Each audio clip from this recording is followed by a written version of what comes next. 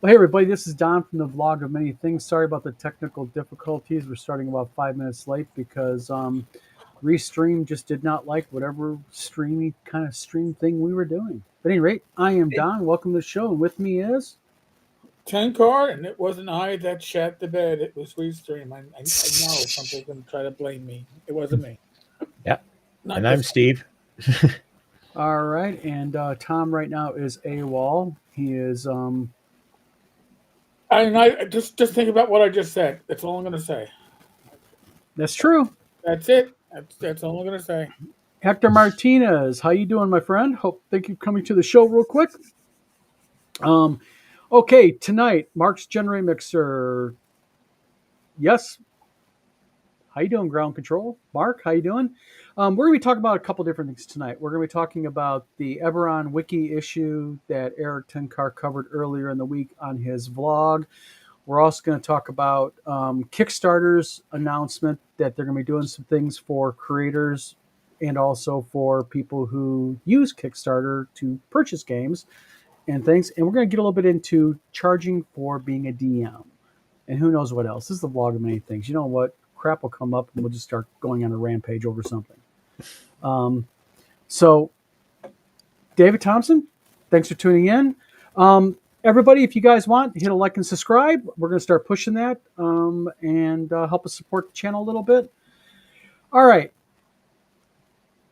Eric. Yes. We'll let you start off with Eberron. And I have a theory, but I'll let you start it off and we'll kind of dig into that. The Eberron WIKI. Please fill us in what happened. All right. So this was brought to my attention. So the Eberron WIKI, apparently it had an admin that had been, I guess, MIA for one reason or another for a number of years, who returned. And they believed that he returned in good faith, and maybe it was good faith. But this individual decided essentially that, hey, these articles need updating. And I know the best way to update them, the best way to get the most honest to God, truthful, accurate information on the internet, let me use AI and let me update hundreds of articles, which is what they did. But, wah, wah, wah. okay, I'm going to be the asshole here. Uh-huh. But did they? Did he? Now, not that I'm jaded from the old, we had a rogue IT person come into play thing. You know what I mean? Oh, never. You'll never have rogue IT people. Okay. But this is the thing, is I have a wiki and so does Steve. Mm-hmm. In fact, me and Steve use both the same wiki service. And as a matter of fact, Steve just ran into this issue a few weeks ago, and I have ran into it before, is there's two modes you can put a wiki in. You can take the mode, like I have mine, it's private. In other words, Eric, you can visit it, you can read articles, you can click links, but you cannot add to the wiki. Well, they gave this admin back his admin rights. Yes, but my question I have is that there's another mode that you can do. And this is what I think possibly might have also happened. Is if you leave commenting and editing by members available, what will happen very quickly is bots will just consume your wiki. Mm-hmm. I mean, you'll literally turn it on at 8 o'clock on a Monday night, look at it at midnight, and there'll be thousands of articles and posts in your wiki. And my question is, did they really bring an old admin in and he turned, because this is my question for Steve. Steve's a techie guy here. How do you turn AI loose into a wiki to begin with? Is that really, unless your wiki is set up to take AI?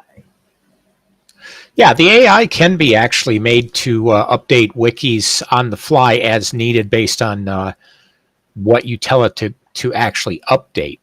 But it has to be given special access through an API to do that. But it can be done. You just tell it, okay, go in here, make sure all this stuff is up to date, and let it run, and pick up the pieces afterwards. Yeah, but on the same token, there's probably more than one admin, right, Eric? Oh, usually I don't know. I don't know the wiki.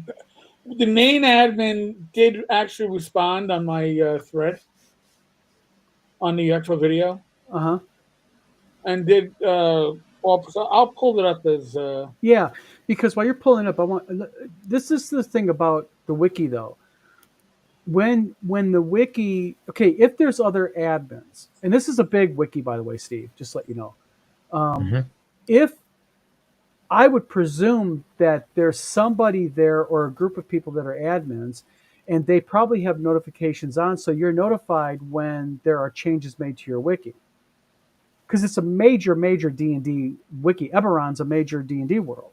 Hmm. So the thing is these admins would be notified at least relatively quickly that something's going on, unless like people just drop the ball on the universal. And again, I want to preface something. My apologies to sounding like a jerk here. It's very well possible they brought a guy in and he accidentally decided it was a great idea to let AI handle everything, you know.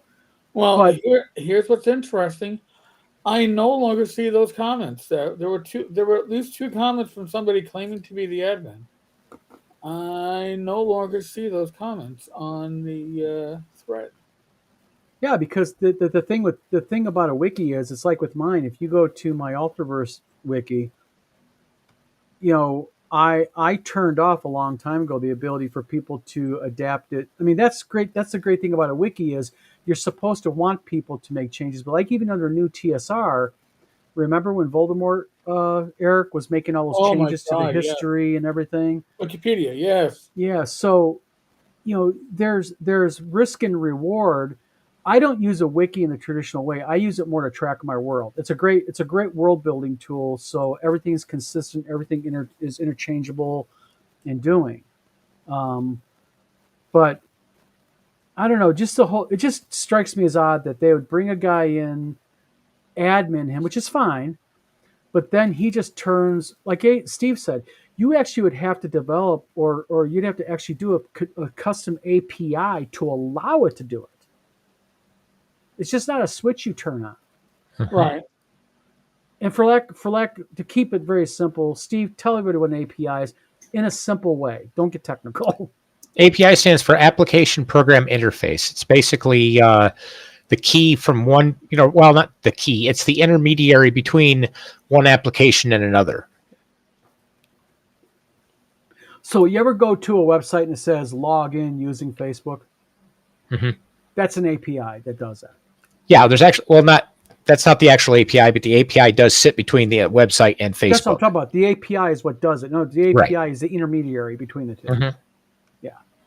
So, Yeah, but Don's saying keep it for me to keep it simple because if you let me talk shop, I probably will probably set up. Yeah, exactly. I'll have brain cells melting down all over the place. yeah, it can be a relatively complicated kind of a thing, but most APIs are really simple, and it would be a simple API thing to let a bot go crazy. Hmm. But wow, let's presume it's true. Wow, that's all I got to say. Who would ever think that's a good idea? Yeah. I mean, the only thing I can think of is that this wiki user's social clout. Like, hey, the more information you add, the more important you look. Like, hey, our highest ranked member is Jack Off because Jack Off has made 1,700 entries. So, oh well, hey, this can make me 1,700 entries in an evening. I don't know. I don't Oh know. yeah, yep. I was raised a poor oak child. Welcome to the channel, Terry R. Thanks, Brian. How you doing, guys? By the way, everybody in chat, if you guys have a question, comment, anything like that, be free, throw it in there. We're happy to highlight it and talk. If you have another idea for another subject, we're always happy to go on tangents and go off the rails here. This is the vlog of many things. Uh-huh. So it's an interesting thing. I think that at the end of the day, Mr. Gunn, how you doing, my friend? I think at the end of the day, if this is true, let's just say it's true. The golden rule is this: is AI is very good for many things, but just don't let it go crazy especially for your wiki folks.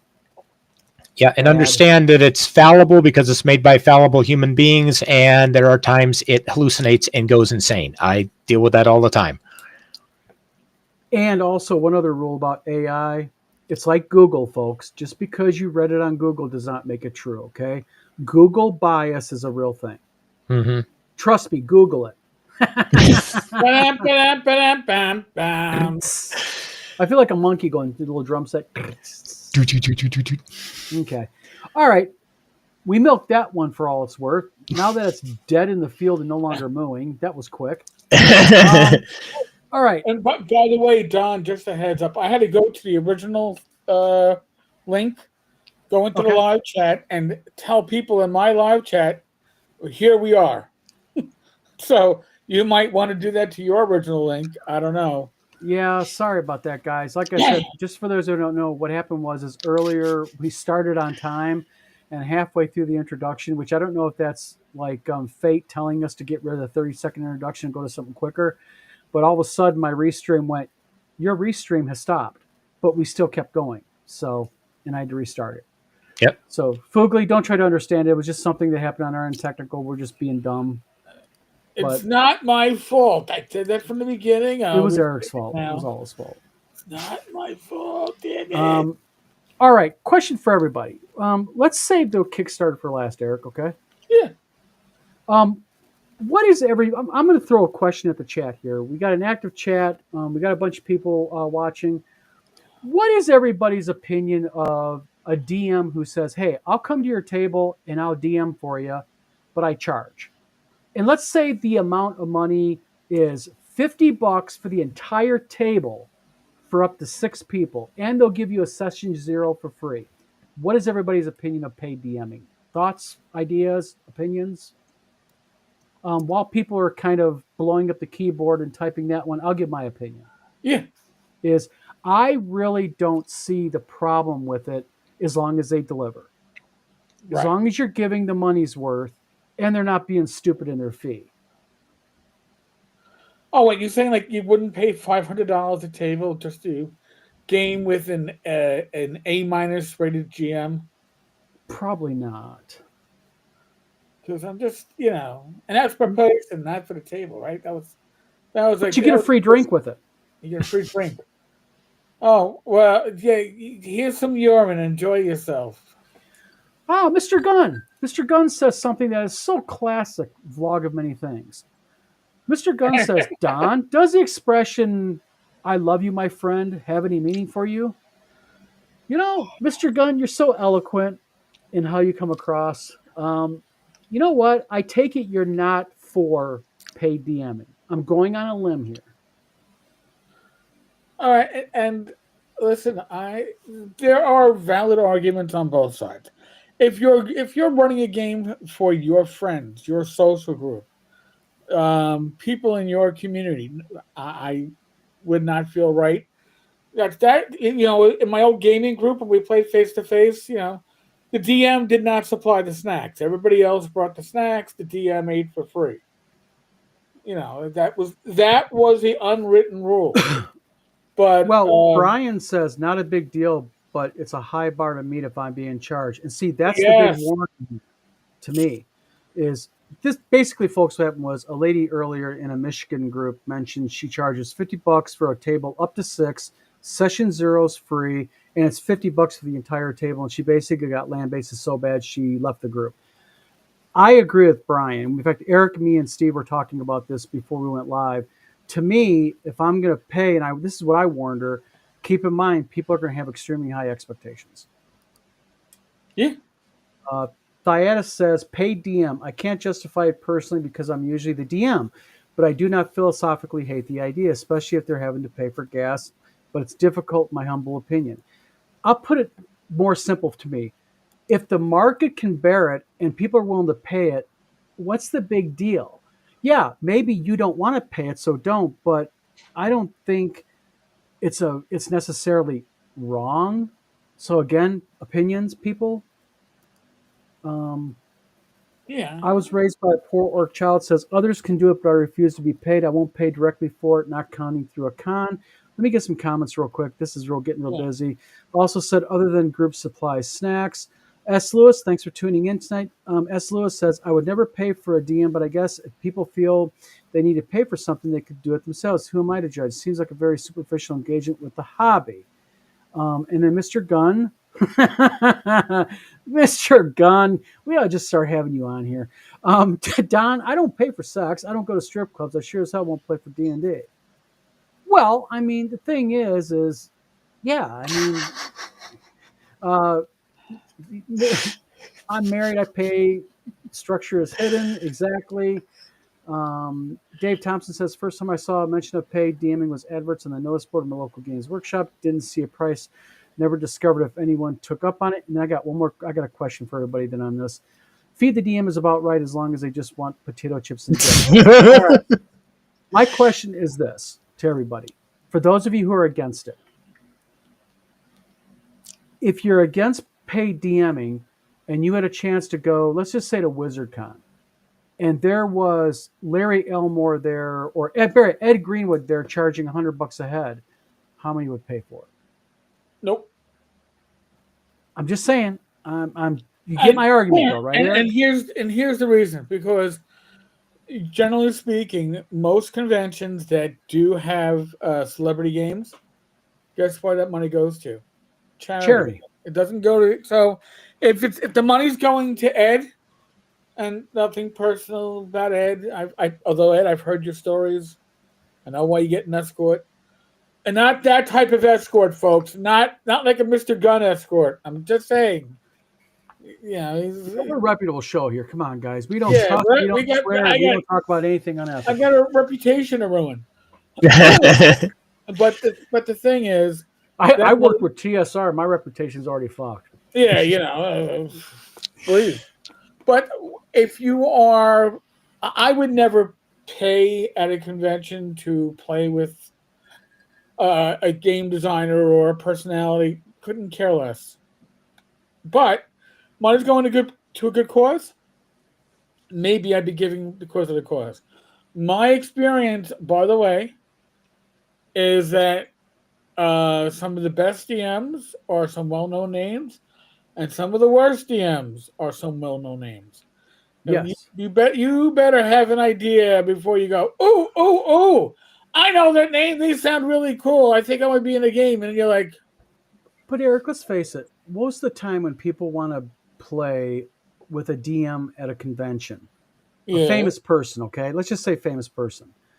They're doing it because they want to be able to say, I played with them. And they also are looking to get an autograph, get a photo up. And Brian here, by the way, Brian, I haven't seen you on the channel before. Welcome to the show. Thank you. Brian says something that right there I agree with. If you don't want to pay, that's fine. It just means you're not in the demographic that they're going for. And that was my point earlier. I'm not a payer. I would never pay, but I don't see the problem with it if you can find a group of people willing to pay you. The market bears what the market will bear. If there's a market for it, more power to you. I know that on my Discord server, there's about one or two people that have discussed that they're paid DMs. One does it in retirement and makes a decent amount of money. I think they got like 4 or 5 groups that go weekly at $100 per group. God bless you. I mean, that's fun money to make, and it's tax-free. I'm not sure you're not declaring it. But it also means these people that do it do a lot of prep. The ones that I've seen, that I've spoken to, do a lot of prep, and they put more than just, they're like school teachers. They put a lot more than their 8-hour day in. Amen to that. They put a lot more than those 4 hours into their session. So, well, Fugly says something very interesting. Fugly says, I spent years getting paid to DM and free convention entry. Yes. And there are conventions that will offer, like WizardCon. WizardCon offers a free ticket if you will agree to do so many sessions. And that's just a design. Yeah, you're being paid to DM, but that's also designed to bring specific types of games in that they want to see come in that maybe they're lacking, like maybe it's getting close to convention time. Oh, gee, we don't have a lot of D&D tables set up for 5e. All right, we're going to offer free entry to the GM if they do so many sessions, that type of thing. So I can see that, but you know, Dave Thompson says I wouldn't pay Greenwood. I want to copy one of his books a few years ago, never received it. Mr. Gunn says, Don, if the market will bear it, more power to him. I'm happy to pay a few quatloos for a ticket to sit at a table. I am if it depends. Like Eric said, if it's charity, hey, I'm happy to throw a few bucks into the game. You know what I mean? Or if it's a DM, like someone really famous, it's not so much a fanboy, I want an autograph. To me, it's more, I want it, as long as it ain't a lot of money, I wouldn't mind knowing how they truly game. Like Ed Greenwood. Everybody really stokes Ed for creating Forgotten Realms, which he deserves because he created a kick-ass freaking world. I've never gamed with him. I'd be curious how he DMs his own world. That might be worth 10 or 15 bucks. You know? But Mr. Gunn says, Don, but the notion of playing a game, I'm the kind of guy who would rather grind out the work in a video game than give 1 cent for a loot box. Actually, I agree with you. Crawford was one of the worst I've ever seen of footage of Dungeons and Dragons last night. Yeah, I don't even watch online gaming that much. Mark Bear, happy a few quiet. Oops, sorry, already seen that. Sorry about that. Mr. Gunn says, Dave Thompson, time to send some bully boys around to have a nice cup of get your books. And then finally, Mark's January Mixer. Mark, thank you for tuning into our channel. First time I've seen you here. Mr. Gunn, I'm married and I'm always paying and never get sex. Hey, wait a minute. Hey, Eric, do we got a counselor in the house? Hey, Rach, can we get you up here? We're lucky. We got my wife is a teacher. Rach is a social worker. Steve's got the cat. So I think we're covered across the board here, folks. There you go. And my cat's insane. Yeah, but Hemi's insane. Is Birdie safe and dry, his stuffed toy? No. Oh, God. Any rate, moving on. We don't want to talk about Birdie and his cat Hemi. We don't get into any type of interpersonal relationships. But the thing is with paid DMing with me is that it is a thing actually, because people do a lot of times, they'll do things like, I'm drawing a blank here. The name of that service that you can get and people subscribe to you and they get something for supporting you. Not Pinterest. Patreon. Eric, Patreon. Patreon, yes. So people go ahead and do that type of stuff. So I take it the general thing is, by and large, no to the paid DMing, that type of thing. Dave Thompson has an interesting point. Dave says, I had to sleep on the sofa when my wife's character died while I was DM. Dang! Whew. Ouch. Wow. Moving on. Mark's January Mixer. Oh, forget about it. Diatus, thank you. Yes, Patreon. Mr. Gunn, AARP. Amen. At the rate I'm going, I might need that service here pretty soon. All right. So basically, paid GMing is just a no bueno to most people. All right. Now let's get down to the really good subject. And I think this is going to get a lot of mileage. Eric, I'll let you run with this one because you broke it. Kickstarter. Oh, okay. So Kickstarter, which I always have to look behind me before I say this. I'm a super backer on Kickstarter, which means that over the last dozen years or so, I've backed over, in my case, over 600 Kickstarters. Has it been that many? Yeah. Wow. And that's only the ones Here I am sitting there going, I backed 12. Flax. Yeah, no, and then there's like another like 30 that were canceled and didn't fund. But yeah, I scary numbers. Trust me, as I live through it, I go, holy shit. But part of the problem with Kickstarter historically has been there's been no way to look back at creator Joe Smith and see what their record is. Are they on time? Were they flaky? Because Kickstarter's been asking you, were you happy with this Kickstarter? It's part of like a little Mhm. survey usually. And They nobody, do. At the end of your Kickstarter, they will send 2 surveys out, I believe. They do an initial and then they do a post like 30 or 45 days later. but the backers don't see it. Mhm. You see it, but the backers don't see it. So they don't know that Dave Thompson is he's an asshole that took 17 extra years to fulfill his Kickstarter. Just using you because Dave, you popped up on the screen. Figured, what the hell? Why not? Somebody's got to pick on you, Dave. So now you're going to get a little peek behind the curtain. Now Kickstarter is going to supposedly be on top of creators to make sure they deliver. I don't know how they're going to do that. You're a I have bad an answer. I have creator. an answer for that because as a creator, I reached out to Kickstarter the other day. Yesterday it was. Okay. I got a little bit of an answer. So go ahead. Sorry. No, so this is all they're promising more transparency in 2025. And well, we just entered 2025, so we got a long time for them to actually come forward with this. But to me, the question is, why now?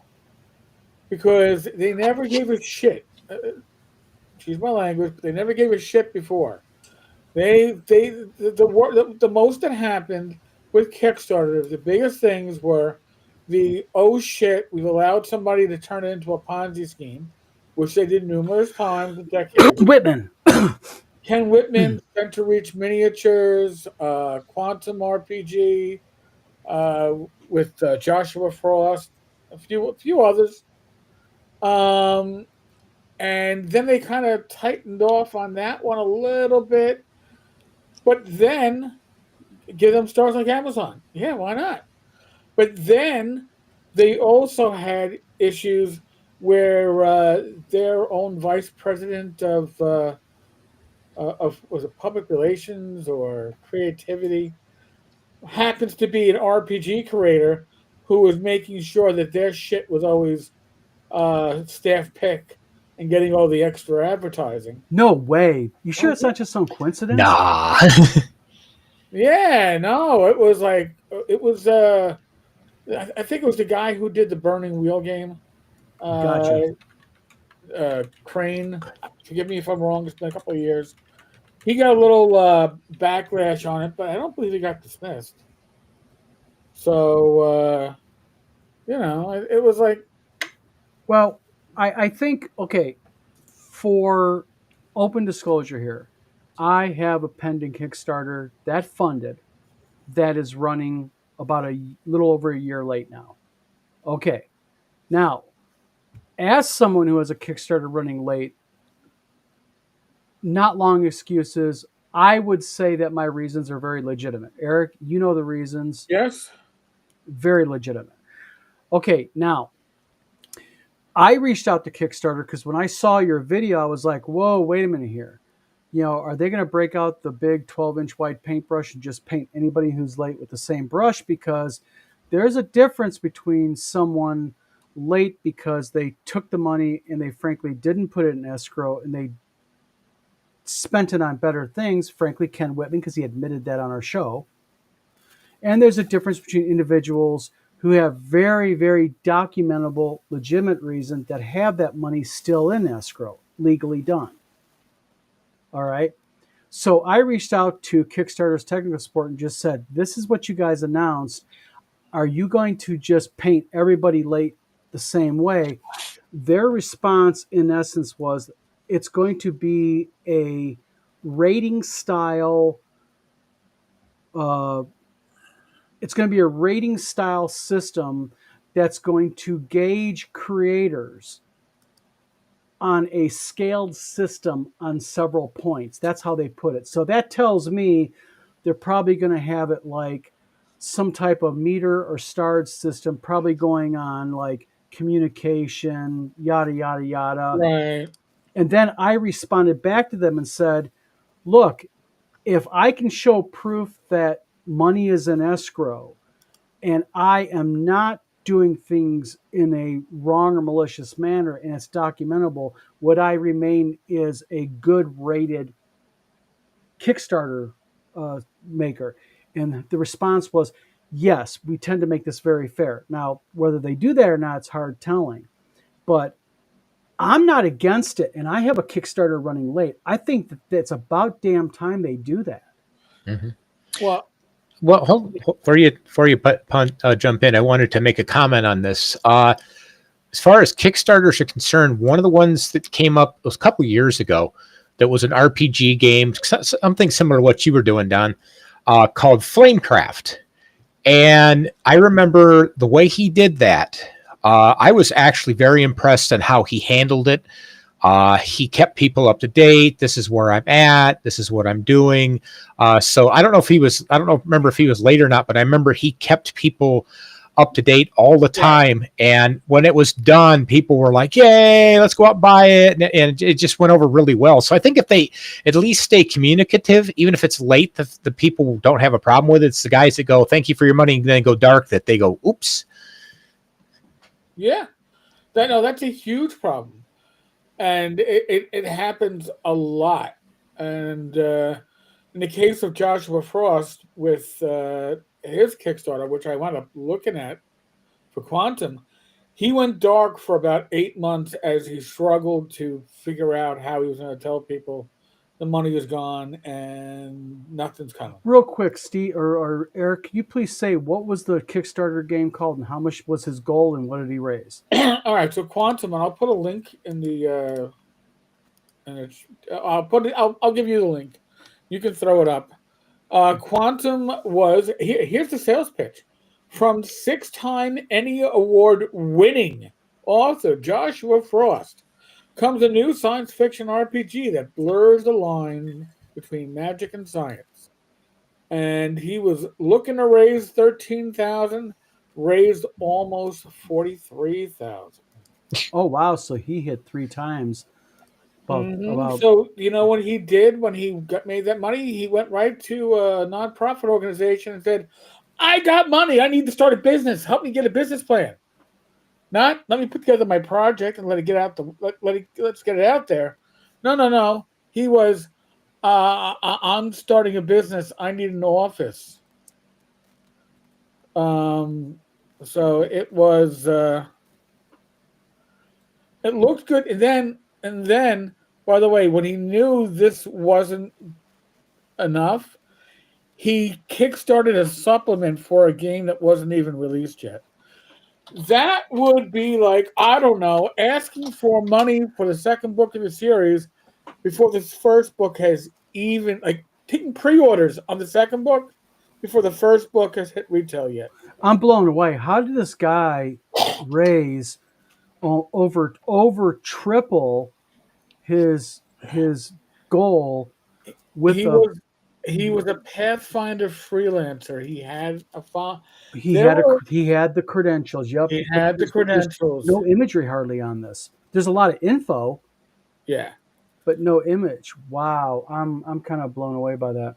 Yep. But again, he was classic pyramid stuff. I need more money. Let's do another Kickstarter before the first one's even out. You see, the thing with me is that, and this is just for those of you who are owed by Ken Whitman. Did anybody realize something? Did you know by Tennessee state law that you have to, in instances like this, you must have a escrow or it's a felony? Really? Yes. Michigan, same thing. You have to put these funds into escrow, and for those of you, and Steve, I'll grab your info in a second, show it on the screen. What people don't, for those of you who don't know, is the whole purpose of, and I'm going to keep this real simple, of an escrow is it's basically a separate bank account that you put the money in for the project. And the escrow is designed so that money stays safe and is not spent on other things. And it's actually a help to you as a creator because it shifts your tax liability. You could have $1 million in an escrow account, and until you start using it, it's not taxable. It's not considered taxable income. So, in my case with D20 Delving, that money's placed in an escrow account. The money is still there. Same thing with WizardCon, you know.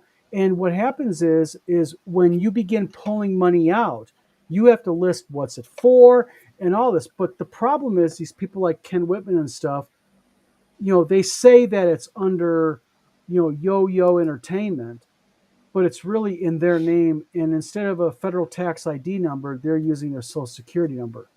How they get away with this shit, especially when you like 10 Whitman, almost 300 grand on their taxes, I have no clue.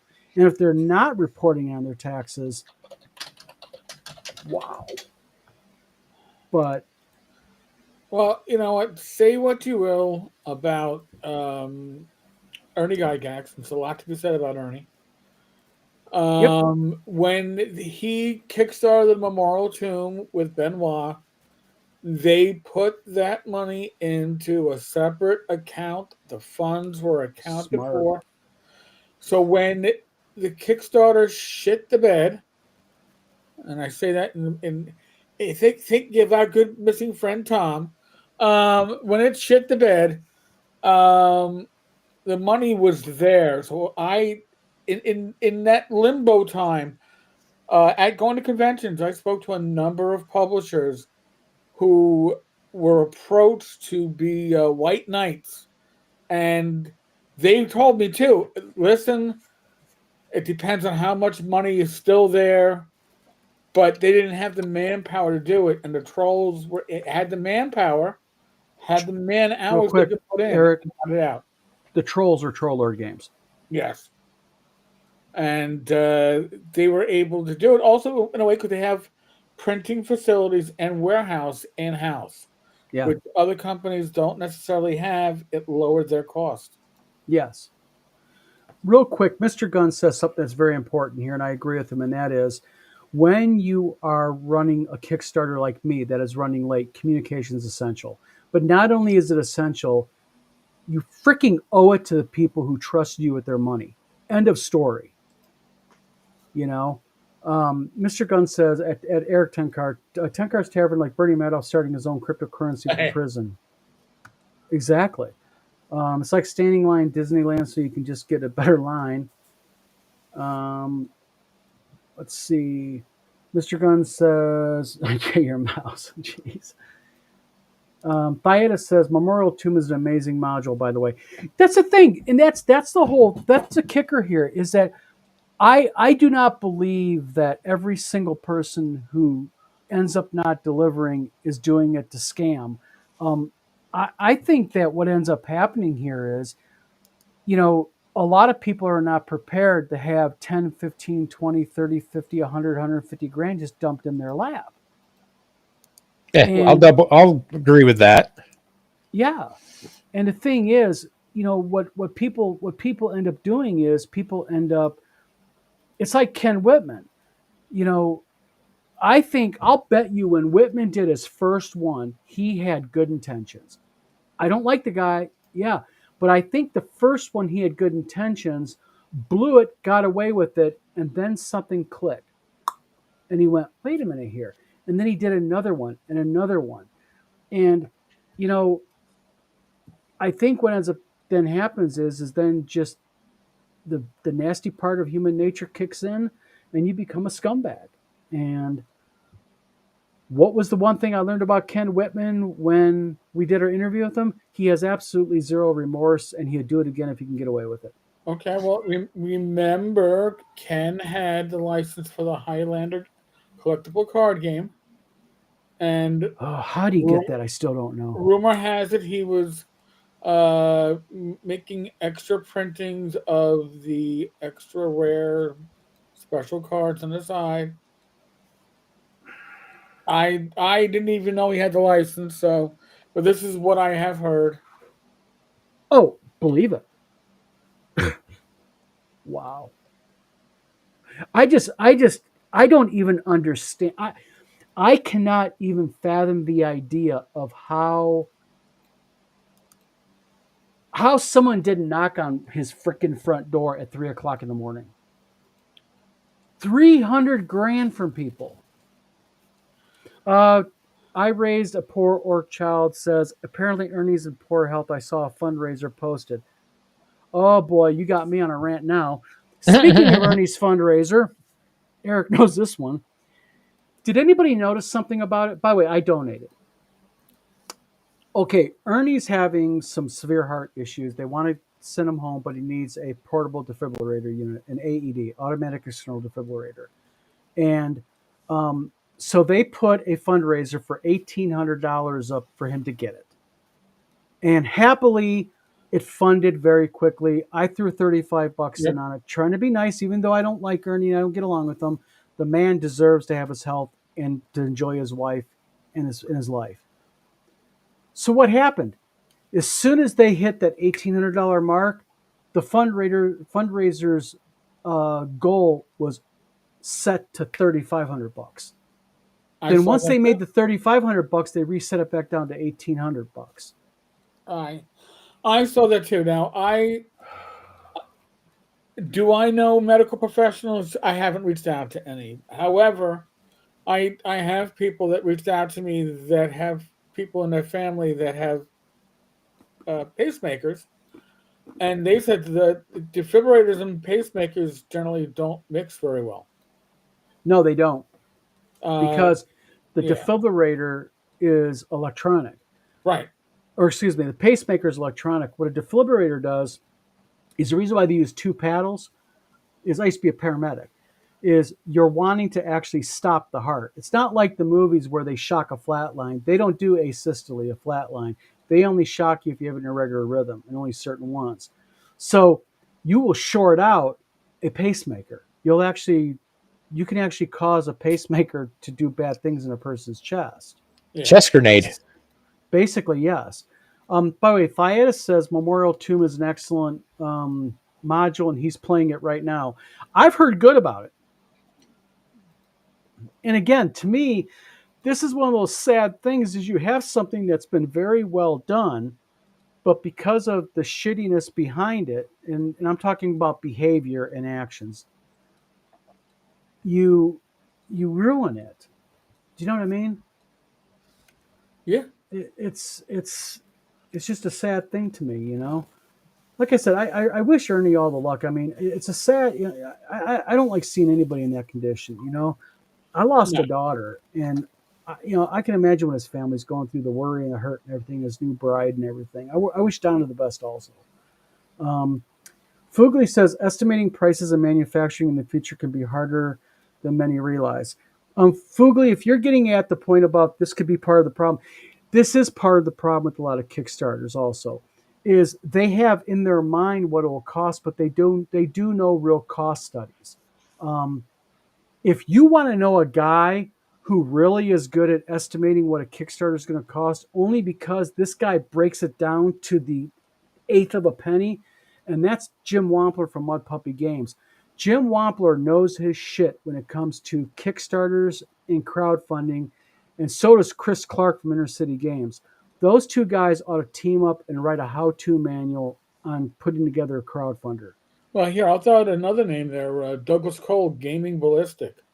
Really? I didn't know that. Well, his real-life profession is a project manager. That's a good guy to have. Yeah. So he actually a little quick thing about Doug was in my once a month gaming group. It was called the B Team. My God, nearly a decade ago, and I got to know him pretty well. And he was, again, being a project manager and publishing on the side. He did the grappling. He did the first grappling for D&D that actually worked.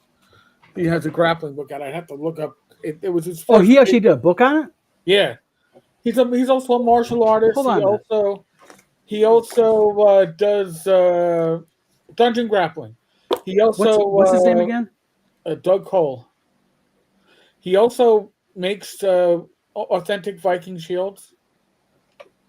He's multi-talented. So he tried publishing full time, and he wasn't able to get the numbers to work. Wasn't he? He was making money, but he wasn't making the money to justify not being uh, a project manager. He had been downsized with his prior company. He was able to find another full time position doing it as a project manager. So, dungeon grappling. It is. Say it is dungeon grappling. It is. It works. It can work, and it work with anything from basic D&D to probably 5e. I say probably 5e because who the fuck knows? Probably doesn't work with 4e. Nothing works with 4e, not even 4e. Yeah, but I think the thing with Kickstarter is what I hope what they do overall. What I'd like to see is even as a creator, what I'd like to see is a system to where, um, you know, you go in, you say, okay, uh, I create a Kickstarter that ends on March 13th, and then I tell Kickstarter it's going to ship by July 13th. Now, on July 13th, I think that creator should get communications from Kickstarter going, okay, you haven't entered your info yet in here. Please explain what is going on, and have kind of a preset system set up where that creator can go in and say, am I shipping? No. Why? And ask a series of follow-up questions, but force the creator to provide proof. Like as an example, do you have the funds currently in escrow? Yes. Okay. What is your bank name and what is the representative that handles your escrow account? Please, and have a means where there's a check and balance, because if you're a legitimate creator like me, I got no problem giving you my bank manager's name, and you can call him and ask him, and I'll even give them authorization to give you that info if you're legitimate, like Kickstarter and such. There has to be some type of accountability here, because right now the problem with Kickstarter is really anybody can create a Kickstarter as long as you got a good U.S. bank account, and there is no real accountability, not for the people that are late due to legitimate reasons, but sorry, the Ken Whitmans out there. You know, um, I see very good happening here, but I also see potential for really bad shit happening, because it's unfair to those creators who are delayed for legitimate reasons to get labeled possibly with some broad brush that they don't deserve. I mean, I don't know what other people's opinion on that is. Is late no matter what, you're a scumbag or what, but I just... Listen, there's late and there's Kickstarter late, right? I mean, this is coming from the guy who spent like better part of like 2 to 3 years doing weekly Kickstarter updates on new, like dozens of projects I had back that were, I color coded the lateness. It was scary. But I would say that for most Kickstarters, if you're within 3 to 6 months of your estimated time of arrival, nobody really has a right to bitch that much. If you go beyond that with good communication, where you got people, you're probably okay. But if you're going to 6 months and you've been radio silent since it was due, then you're going to be looking for people to get the tar and feather out.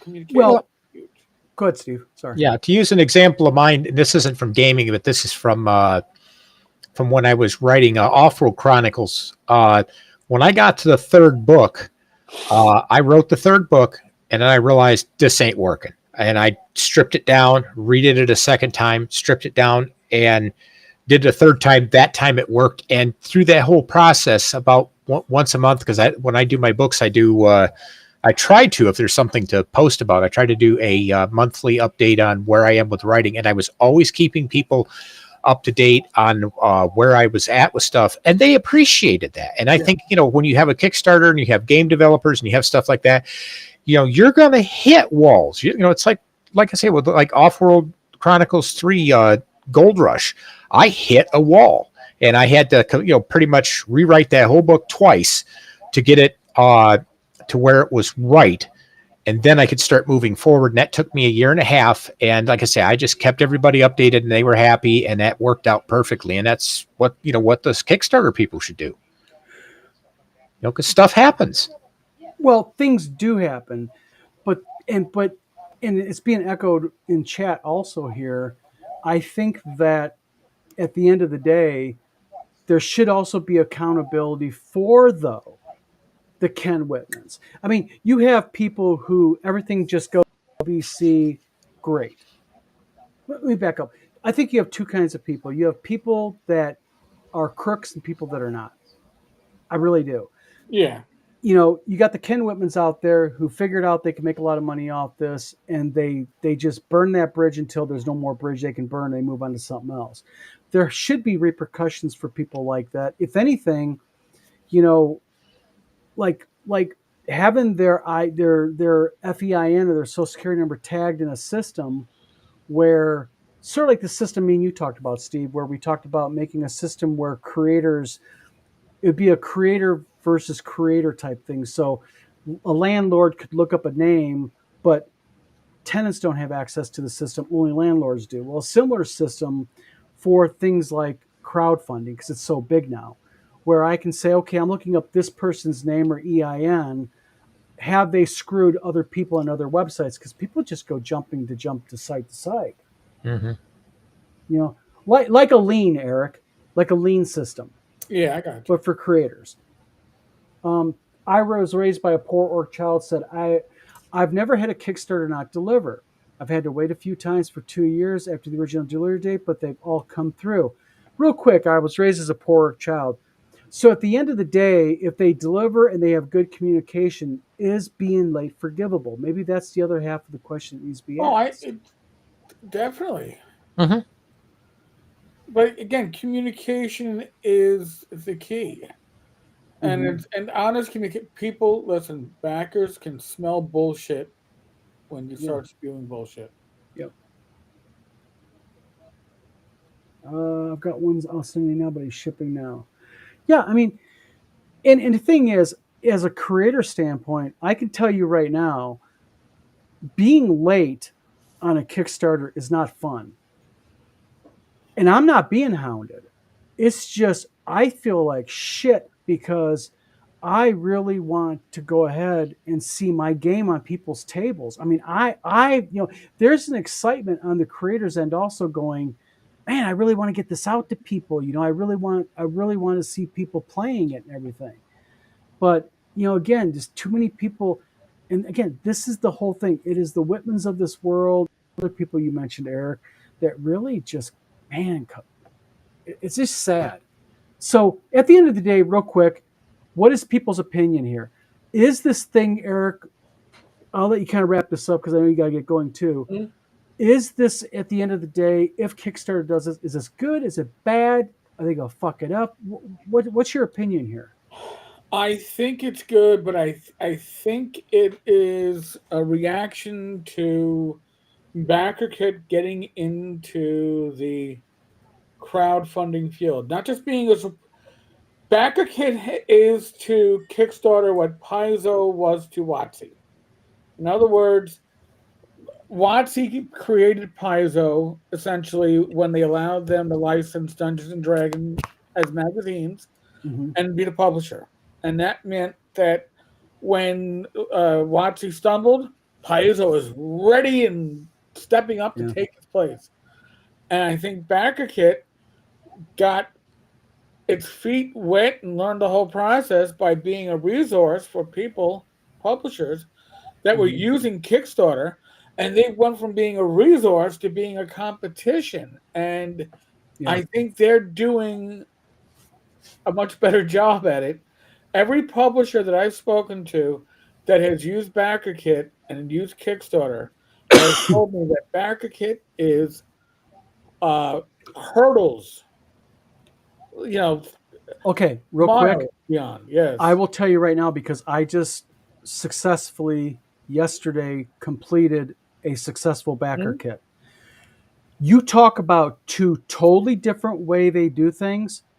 Backer Kit, and this is probably the reason why you're going to find less fraud on Backer Kit. Backer Kit really takes I'm going to hold your hand and we're going to walk step by step through this, especially at the end when it Uh-huh. comes time to have the money doled out. And they literally have a rep, a live human being assigned as your post crowdfunding representative, and they walk you through it, and you have to follow everything they want. So, but that's it. It's 9 o'clock. Real quick, Eric has to go, but I want to say something real quick. Eric, go Yeah. ahead and do a plug. Eric has a very active Discord, and I was the first time seeing it last week.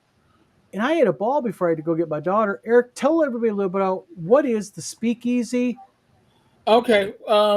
Real quick. Uh, a decade ago, I used to have a Chatwing plugin on the blog, which was a live text plugin, and we would do a hangout all by text. And then Mhm. Discord came along, and I went, "Oh my God, we can do this by voice." So literally, what it is, it's a hangout. I hang out for generally an hour to an hour and a half. But and then by the way, I do that like dip when you leave the bar after you pay your tab and Yeah. you walk away so you don't disrupt anybody. I will do my dip because people are having their own conversations. They don't need me. Yeah. It's a hangout. It is a low stress, no issues. You don't know who's going to show up. We've had everybody from Bill Webb, James Spahn, Glenn Hallstrom, Bad Mike, Don. You don't know who's going to show up from the industry, and it's everybody. If you're part of the community, you just show up, you hang out, you talk, you listen. So it's very informal. It was a lot of fun. I was surprised. You just Yeah, go in there and there's people there. There was last week there was like two guys from the UK yeah. just talking, enjoying ourselves, real laid back. And by the way, real quick, Eric, next week we are going to be doing a live from TotalCon Go for in con. Boston. And I'll be live off and on throughout the coming weekend. Eric, I know you, so will you. Yep. I'll be live here on the vlog of many things on Wizard Tower Games, doing random interviews, shooting the shit, talking to people, and all that. Um, Eric, thank you very much tonight. Thank you Appreciate both. it. Steve down below, go to earthfleet.net. That is Steve's author page. You can check out his writings, his books, Amazon links, Barnes & Noble, all that good stuff. Steve is an excellent sci-fi writer. So, Yeah, and Steve, as a small correction, earthfleet.net is the anchor domain. The actual writing website is realmsofimagination.net. yeah, Steve, we'll stay on a few minutes. Eric, thank you very much. I'll talk to you later. Thank you, Okay, Jen. Eric has to go. I Eric, gotta go. Thank me you. and Steve will stay on for a couple of minutes here just to kind of chit chat a little bit. Yeah, it is realmsofimagination.net, correct? Yeah, realmsofimagination.net. Yeah. All right. Basically, and we'll only be here another 5 or 10 minutes. We'll let everybody go here so we don't waste your night. But basically, me and Steve have known each other now for 16 years. Mm-hmm. And Steve was with me throughout my publishing company that I sold in 2013. We've been together through far too many funerals, my friend, and other things. We've been there for each other, so we're really good friends. He is a prolific sci-fi writer, the guy down below me. And if you like sci-fi and you like well done sci-fi with really integrated, I call it Trek style, really technical, but it all works. The guy down below is a real good writer for that. So, and I'm not just saying that because he pays me to say it. Even if Don't he have anybody didn't. to say that or to pay you anyways. Amen, my friend. But you know, real quick, Fugly says something here, and I really want to uh, show this off. Let me find it real quick. Let me find it. There we go. Fugly says the ability to learn from the mistakes of others is the heart of a business evolution. Fugly really nails it here. Mhm. You know, I believe that, and we'll talk about Kickstarters and such. You know, you always learn from things that you do, and if you're not, you're doing it wrong. Mhm. And that's the reason why I think a lot of times that people who fail at things like Kickstarters and such, they don't look at the whys. But also, raised by a poor orc child. See you later. Also, good night, Mr. Gunn. Good night, Dave Thompson. Good night. Um, you know, and real quick, Mr. Gunn says, have an Indian pudding. Mr. Gunn, you come to WizardCon in April. I got an Indian food joint called Saffron's. Their rice pudding will blow your way. Um, but the thing is I really think that, and this is where it falls into a community too. One of the things that makes the gaming community and the tabletop gaming community so special is because we back each other up by and large, and people have the ability to learn from the mistakes. Accountability is a great thing. You know, I try to be forgiving of people as much as possible. People say things out of anger. Me and Steve's gotten in arguments before. We've gotten pissed off at each other. You know what? You have your say. Maybe you don't talk for a couple days because you're a little bit angry. Maybe your ego is dented. I'm guilty of it too. But you know what? At the end of the day, you know what? It is what it is. People say dumb things and such.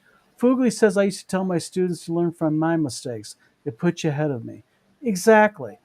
And, you know, I, it's, that's part of the problem I think that we've had in the gaming community, and it got really vocal the last few years, and that is what people don't realize is at the end of the day, we're all gamers. Mm-hmm. Me and Steve do not agree politically. We joke about it, but there's nothing. I mean, Steve could call me at 3:00 in the morning, and Steve lives about an hour and a half away from me, and said, Don, I need some help. Can you come right now? I get out of bed, I toss my bunny rabbit slippers on, and I run over and I don't got bunny rabbit slippers. Okay, it's a joke. Steve was going to use that against me later. But the thing is at the end of the day, we're all gamers. We may not agree politically or socially, or we may not, agree that 5e is a good thing or a bad thing, or whatever. But we should always try to be there for each other. Maybe just try to be there for each other. Be a kind word or whatnot. It takes nothing if someone says, "Hey," and I'm saying this as a creator, and I'm not talking about me. I'm talking about in general. Like, if you know somebody who has a module or a game or something on Drive Through RPG, and they post it on their channel and say, "Hey, can somebody share this, please?" It costs you nothing to share it. It doesn't. Hit the share button. It's a kind thing that you can do, and it doesn't sit there and cause you any issues. Vanishing Tower Press, you missed it. What's being stirred up in the hole today?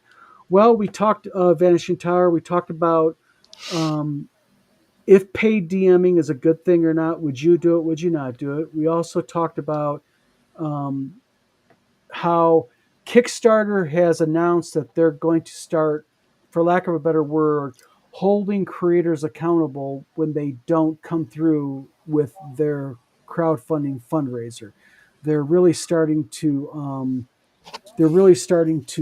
clamp down on that. And also, we talked about the Eberron WIKI, how an admin accidentally left mass commenting on it, and he left an AI bot go nuts all over it. And I guess there was like hundreds or there was thousands of AI corrections and done all screwed up. So pretty good show, I think, on the overall. We had a lot of people posting everything. Fugly says need to get rabbit slippers now, maybe with D20 on the ears. Those would actually be pretty cool. I'm not a slipper wearer. My wife is. My wife wears big fuzzy slippers. I call them her Wookiee slippers because I bought her a pair that are brown like Chewbacca. So, Mr. Gunn says, good night, all. Play games, have fun. God bless everyone. God bless us all. Yes, real quick, everybody. I'm going to be announcing on the Wizard Tower Games Facebook page, I want to start doing monthly a game. So if you want to get on a virtual game with me, I'm going to be doing a monthly game. I'll have a means to sign up. I'm going to have a link to it, all that. So Vanishing Tower Press says, I'm a paid DM now on Start Playing. Yeah, exactly. And Raised by Orc Chop, I'm having AI do Don in those slippers. Heck yeah, man. You know, and Vanishing Tower Press says, been 1 month now. So So basically, yeah, we can let everybody go. We appreciate everybody tonight. We've had a really good group of people. Appreciate all the comments and everything. Please hit a like and subscribe if you would. It helps out the channel a lot. You can go to vlogofmanythings.com. On that website, we have it up and running right now. We have random old shows that are appearing on there, information about us, just a general overall site about the vlog, and also links to our podcasts, which are premiering next week. We're going to be premiering to several different podcasting places out there. So if you're in the car and you don't want to watch it, you can listen to our show. So, Steve, thanks for coming in tonight, my friend. Oh, you're welcome. Always glad to be here. Yeah, so Steve is going to be a regular also, by the way. So Steve is a permanent residence until we get his straitjacket fitted properly. Nope, that goes to Hemi. Yeah, Hemi the cat, that's right, the coffee spiller. So everybody, thank you for tuning into the Vlog of Many Things tonight. We appreciate it. Again, next week, Steve, you could still come on the Vlog of Many Things because you will not be a Total Con, but the rest of us will be, but we could still do the login like this. So Okay. everybody will be at Total Con next week. We're going to do a special show, kind of give a breakdown how the first Total Con day went and all that, because Thursday's day one. So I am Don. And I'm Steve. And this is the Vlog of Many Things. Thank you again, everybody. Have a good weekend. Safe gaming, happy gaming, and Total Con next weekend. Be there or be square.